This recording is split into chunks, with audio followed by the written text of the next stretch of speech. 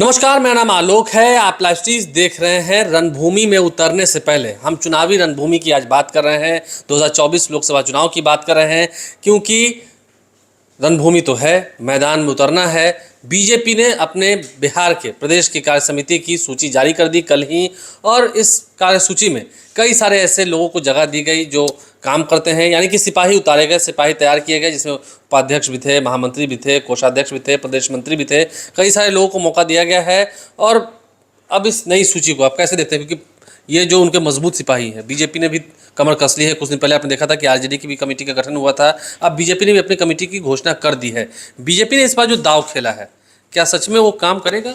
देखिए आलोक, कल जब बीजेपी की कार्य समिति की सूची जारी हुई 38 सदस्यीय 38, तो संजय मयूख जो राष्ट्रीय सह प्रभारी हैं, मीडिया प्रभारी, उन्होंने कहा कि यह कमेटी जो है वह बिहार में नीतीश कुमार और तेजस्वी यादव की सरकार को खदेड़ने वाली कमेटी है। लेकिन जब हमने कमेटी देखी तो ये तो स्पष्ट है कि भाजपा ने अपने कोर वोटर को, जो वोट बैंक है, उसे साधने की कोशिश की है, और जिनसे मतलब नहीं है उनसे कन्नी काट ली है। तो देखिए, सामाजिक बुनावट का ख्याल रखा गया है, लेकिन अपने वोट बैंक के हिसाब से, जो उनके पक्ष वाले हैं, जो उनके पक्ष वाले हैं। तो देखिए क्या हुआ। मुसलमान, भारतीय जनता पार्टी राष्ट्रीय पार्टी, इस देश में मुसलमान भी रहते हैं, बिहार में मुसलमान भी रहते हैं, तो मुसलमानों के लिए लड्डू कुछ नहीं है, जीरो, कोई एक नहीं, जगह भी नहीं दी गई। हाँ, जगह भी नहीं दी गई, क्योंकि बीजेपी इस बात को भली भांति जानती है कि चुनाव में मुसलमान जितने गोलबंद होंगे, खिलाफ में ही गोलबंद होंगे, उतना ही अधिक फायदा बीजेपी को प्राप्त होगा। तो ऐसे में बीजेपी के भीतर मुसलमानों को कार्य समिति में रखने का मतलब क्या है।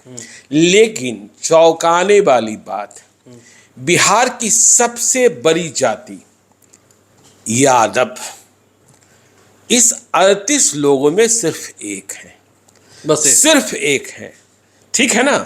तो 38 लोगों में सिर्फ एक यादव, बिहार की सबसे बड़ी जाति को स्थान मिला है। अब क्यों, इस बात को समझिए। आप मानते हैं कि औकात बता दी गई? नहीं, औकात तो बता ही दी गई ना, और औकात बीजेपी को बतानी भी थी, क्योंकि बीजेपी ने यह महसूस कर लिया, 2024 की तैयारी चल रही है, यादव हमारे साथ नहीं होते हैं। वोट भले हिंदू मुसलमान के बीच बच जाए, तब भी यादव हमारे साथ नहीं होते हैं, वे लालू यादव और तेजस्वी यादव के साथ ही चलते हैं। बीजेपी ने यह भी कोशिश कर ली, पिछले कई वर्षों में नित्यानंद राय को बहुत आगे बढ़ाने की कोशिश की गई नेतृत्व के तौर पर, लेकिन यादव प्रदेश अध्यक्ष बनाया गया। हाँ, लेकिन यादव इधर उधर नहीं हुए। तो यादवों को औकात बताया गया, उनसे कन्नी काट ली गई। सबसे बड़ी जाति से सिर्फ एक नुमाइंदा प्रदेश कार्य समिति में, जिनका नाम है स्वदेश यादव, ठीक है ना, उन्हें रखा गया है। तो देखिए, अब बीजेपी ने ऐसा क्यों किया। बीजेपी यह मानती है कि यादव वोट नहीं देते हैं। हालांकि राजपूतों के बाद सबसे अधिक सांसद यादवों के ही हैं, 5, और सभी के सभी 2019 वाले एनडीए के। देखिए, अब तो 2 चले जाएंगे जेडीयू के खाते में, बांका से गिरिधारी यादव और मधेपुरा से दिनेश चंद्र यादव। ये दोनों जेडीयू के, मतलब अब महागठबंधन और इंडिया के, लेकिन 2019 में तो एनडीए के ही थे। और बीजेपी के 3 सांसद, नित्यानंद राय, रामकृपाल यादव और अशोक यादव। तो देखिए, बीजेपी का यह मानना है, चाहे चुनाव 2019 का रहा या 2014 का, 2014 में भी बीजेपी से 3 सांसद यादव जीत गए थे। कौन कौन? हुकुमदेव नारायण यादव, ठीक है, नित्यानंद राय और रामकृपाल यादव। लेकिन बीजेपी जब माइक्रो एनालिसिस करती है तो वो यह मानती है कि इन यादव सांसदों की जीत के पीछे भी गैर यादव मतों का योगदान रहा। यादव जिनका समर्थन प्राप्त भी होता है, वह व्यक्तिगत रिश्तों के कारण होता है। आप पाटलिपुत्र की लड़ाई ही देखते हैं, 40 से 50 हजार मतों के बीच लड़ाई फंस जाती है। जी, दोनों बार देखने को मिली है, दोनों बार देखने को मिली है। और देखिए, 2014 में जब नीतीश कुमार अलग लड़ रहे थे, आरजेडी कांग्रेस साथ थी, तो आपने नतीजे देखा होगा। जहां यादवों का गढ़ मधेपुरा में 2014 में पप्पू यादव चुनाव जीत गए थे। आप याद कीजिए, उधर बांका में जयप्रकाश नारायण यादव जीत गए थे, सुपौल में रंजीता रंजन जीत गई थी। तो बीजेपी ने नई कार्य समिति में यह मान लिया कि ये यादव हमारे साथ आने वाले नहीं है, बहुत लॉलीपॉप नहीं देना है। अब जिन्हें आना है और जो साथ हैं, देखिए सबसे अधिक 17 चेहरे जो हैं सवर्ण जातियों के हैं। 38 में 17 जो हैं वह सवर्ण जातियों के हैं, मतलब भूमियार, राजपूत, ब्राह्मण और कायस्थ, ठीक है ना। फिर पिछड़ों में 10, अति पिछड़े 8, अनुसूचित जाति 3। तो दांव वहां खेला गया। अब देखिए जो सम्राट चौधरी जो प्रदेश अध्यक्ष हैं, जो उन्होंने सोशल इंजीनियरिंग की है, यदि हम बात करें कि भूमियार जाति से, तो भूमियार जाति से कौन कौन आ गए? जगन्नाथ ठाकुर, रीता शर्मा, संतोष रंजन राय और धीरेन्द्र कुमार सिंह। ब्राह्मण जाति से ये सारे कोर वोटर हैं, जिनसे आरजेडी वाले गुरेज करते हैं, नहीं नहीं नहीं भूमियार दूर रहो भाई, ब्राह्मण ये तो विदेशी है, ठीक है ना, कर दिया गया था। हाँ, कर दिया गया था। हाँ, तो जो वे दूर रखते हैं उसे ये अपने दिल के पास रखते हैं, ठीक है ना। तो जो उसे पास रखते हैं वो इसे दूर, हाँ, इसे दूर रखते हैं। तो यह समझिए कि बिल्कुल साफ साफ। अब ब्राह्मण जाति से मिथिलेश तिवारी, संतोष पाठक, राकेश तिवारी, दिलीप मिश्रा, ज्ञान प्रकाश ओझा और सरोज झा। देखिए इस बार जब कार्य समिति की घोषणा हुई तो यह बात भी देखने को मिली कि जो संजय जायसवाल की टीम में थे उनमें अधिकांश लोगों के पत्ते कट गए, सिर्फ 8 पुराने बचे हैं और नई कार्य समिति में किसी एमएलए एमएलसी को शामिल नहीं किया गया है, ठीक है ना। तो और एक बात और नोटिस करने की बात थी कि महामंत्री से उपाध्यक्ष बनना, देखिए उपाध्यक्ष का पद बड़ा है लेकिन ताकत महामंत्री की अधिक होती है। तो इस बार जब सूची जारी हुई तो कई उपाध्यक्ष जो पद में बड़े थे इस बार सम्राट चौधरी की टीम में महामंत्री बनाए गए। चलिए, तो देखिए ब्राह्मण जाति से हमने बताया मिथिलेश तिवारी, संतोष पाठक, राकेश तिवारी, दिलीप मिश्रा, ज्ञान प्रकाश ओझा और सरोज झा। देखिए बिहार की बात होती है तो जाति की बात होती है, सभी राजनीति की बात करेंगे तो जाति की बात करनी पड़ेगी। हाँ, सभी पार्टियां करती हैं, इसलिए आप हमें मत कहिए कि हम जाति की बात कर रहे हैं, ठीक है। राजपूत बिरादरी से राजेंद्र सिंह, नूतन सिंह, नीरज कुमार बबलू की पत्नी, एमएलसी रही हैं, हाँ, अमृता भूषण, त्रिविक्रम सिंह, आशुतोष शंकर सिंह और कायस से अकेले राजेश वर्मा। याद रखिएगा जब नेशनल ऑफिस बेरर्स की घोषणा हुई राष्ट्रीय पदाधिकारियों की बीजेपी की, तब उसमें बिहार से सिर्फ एक व्यक्ति को जगह मिली, वो है ऋतुराज सिन्हा, वो भी कायस्थ हैं। जिस पद पर थे उसी पद पर बने। हाँ, वो भी कायस्थ हैं। राधा मोहन सिंह राष्ट्रीय उपाध्यक्ष थे, उनकी छुट्टी कर दी गई थी। बिहार के किसी और नेता को इस लायक नहीं माना गया जिन्हें राष्ट्रीय पदाधिकारियों की सूची में शामिल किया जाए। अब चलिए पिछड़ा समाज, देखिए जो ध्यान है सम्राट चौधरी का, सबसे पहला ध्यान तो यही है कि नीतीश कुमार का जो लवकुश समीकरण है उसे ध्वस्त कर दिया जाए।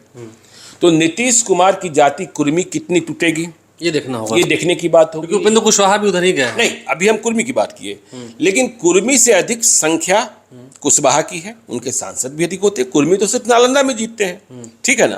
तो कुर्मियों में भी सेंध लगाने की कोशिश। लेकिन आरसीपी सिंह को ले गए थे ना उधर।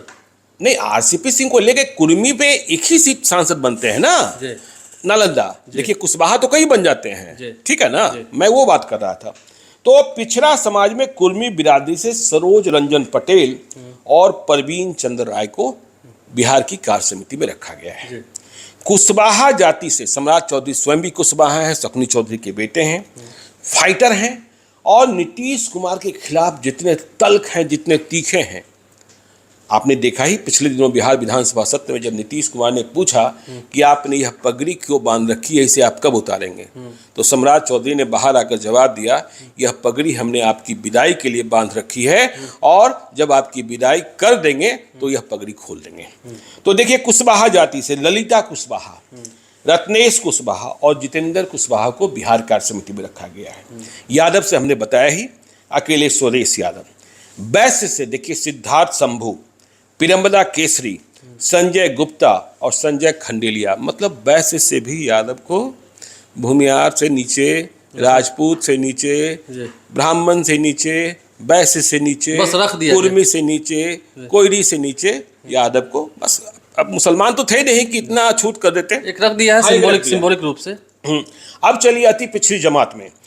तो अति पिछड़ी जमात में कहार से डॉक्टर भीम सिंह, कुम्हार से शीला प्रजापति, नाई से अनिल ठाकुर, नोनिया से नंदलाल चौहान, तेली से नितिन अभिषेक, सहनी से राजभूषण निषाद, धानुक से ललन मंडल और डांगी से अमित डांगी को कार्य समिति में रखा गया।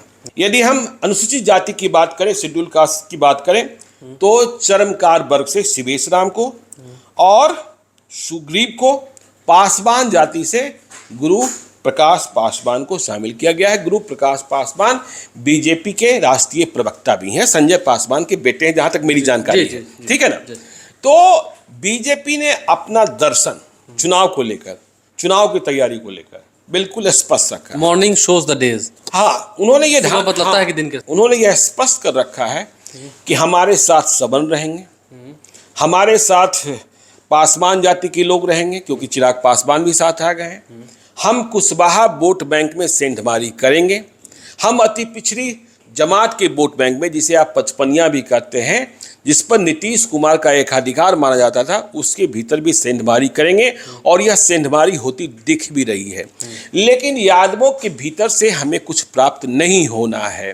यदि रामकृपाल यादव चुनाव जीतेंगे, यदि फिर से टिकट मिलेगा, अशोक यादव यदि फिर से टिकट मिलता है, नित्यानंद राय को टिकट तो मिलेगा ही मिलेगा, तो उनकी जीत दूसरी जाति के लोग, सबन, दूसरे पिछड़े, गैर यादव, अति पिछड़े और दलित समाज के लोग करेंगे। ठीक है ना।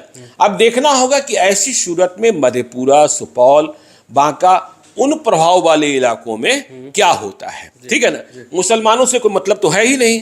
मुसलमान अपने घर में रहें, जितना उन्हें विरोध करना है करें, जितना वे विरोध करेंगे, और मुसलमानों के बीच पत्ता तो एक है ही, आप जानते ही हो, ओवैसी साहब आ जाएंगे।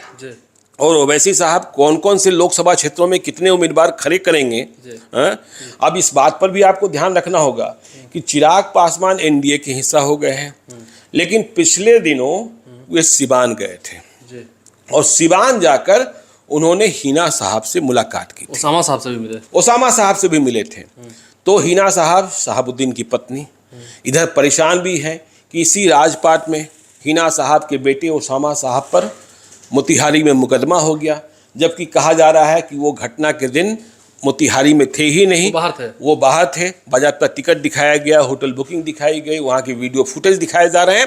तो परेशान तो हैं हिना साहब, और आरजेडी की ओर से भी वह सम्मान, वह स्पेस नहीं मिल रहा है जो शहाबुद्दीन के रहते मिला करता था। तेजस्वी यादव ने दूरी बना ही ली है। तो बीजेपी इस बात को समझती है कि मुसलमानों को अपने लिए छोड़ दो, जो करना होगा वहाँ ओवैसी करेंगे, AIMIM करेगा। हमें यादवों को भी छोड़ देना है, लेकिन गैर यादवों को यह बताकर कि इस सरकार में दबंगई बढ़ गई है, हमें इकट्ठा करना है और 2024 की जीत हासिल करनी है। 2024 जीतेंगे कैसे? यादवों को जगह नहीं दी जा रही है, मुसलमानों को जगह नहीं दी जा रही है, और सेंधमारी की कोशिश जहाँ तक की जा रही है कुशवाहा वोटर्स में और पचपनिया जो समुदाय के लोग होते हैं, जाति के लोग, अति पिछड़ी जमात के लोग होते हैं, उसमें सेंधमारी की बात हो रही है। तो देखना होगा बीजेपी का ये फॉर्मूला कितने हद तक हिट होता है। लेकिन जब साफ संकेत दे रहे हैं तो ये मान कर भी चल रहे होंगे कि उधर से वोट नहीं लेना है, मिलना भी नहीं है। नहीं मिलना, वो मान लिए हैं, नहीं मिलना है, मान लिए हैं, नहीं मिलना है, मान लिए हैं। देखना होगा क्या सच में वोट अभी से ही नेगलेक्ट कर रहे हैं। तो देखना होगा सबका साथ सबका विकास की बात करने वाली बीजेपी को कितने वोट मिलते हैं, क्या वोट प्रतिशत बढ़ते हैं। बीजेपी एग्रेसिव पार्टी है, क्या वोट प्रतिशत बढ़ते हैं, देखना होगा। बीजेपी एग्रेसिव पार्टी है, उसे पता होता है कि हमें किन से वोट लेना है, किन से प्यार करना है, किन से नफरत करना है, ये भी देखना है। लाइव स्ट्रीम साथ बन रहे हैं, हमारे चैनल को सब्सक्राइब कर लें, साथ साथ फेसबुक पेज भी लाइक करें, इसके अलावा ट्विटर हैंडल पर लाइव स्ट्रीम को फॉलो करें। धन्यवाद।